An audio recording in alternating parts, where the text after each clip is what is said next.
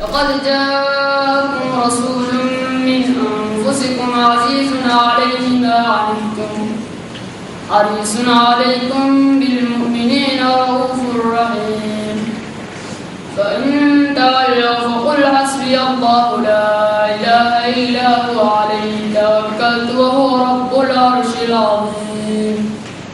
jamciyadda masjid nuur tawaabiya oo ka mid ah jamciyadaha islaamiga ee Soomaaliyeed ee ka jira wadanka Zambia gaar ahaan magaalada Indoola ee gobolka Copperbelt ayaa soo qaban qaabisay munaasabad weyn oo ay tartan Quraanka Kariimka ugu qabanayso ardayda kala duwan ee wax ka barata qaar ka mid ah dugsiyada Quraanka Kariimka ee magaalada Indoola.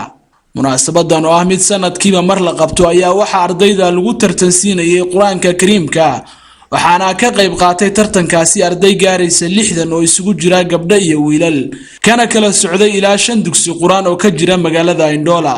ugu horeyn waxa goobta ka hadlay Sheekh Muxyidiin Xasan oo ah madaxa dacwadda jamciyadda isagoona ka warbixiyay ulajeedka munaasabada.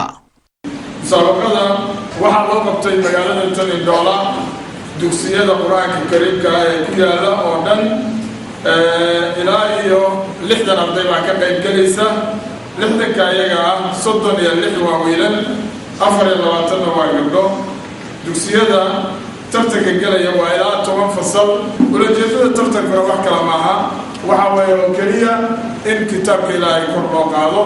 sidoo kale waxa iyana goobta ka hadashay Xaawo Cabdullaahi oo ku hadlaysay magaca waalidiinta waxayna u mahadcelisay maamulka jamciyadda iyo waliba macallimiinta iyadoona ku amaantay qaabka wanaagsan ee ardayda wax loo baro waxayna ku dhiirigelisay maamulka jamciyadda inay si laba jibaaraan dadaalkooda.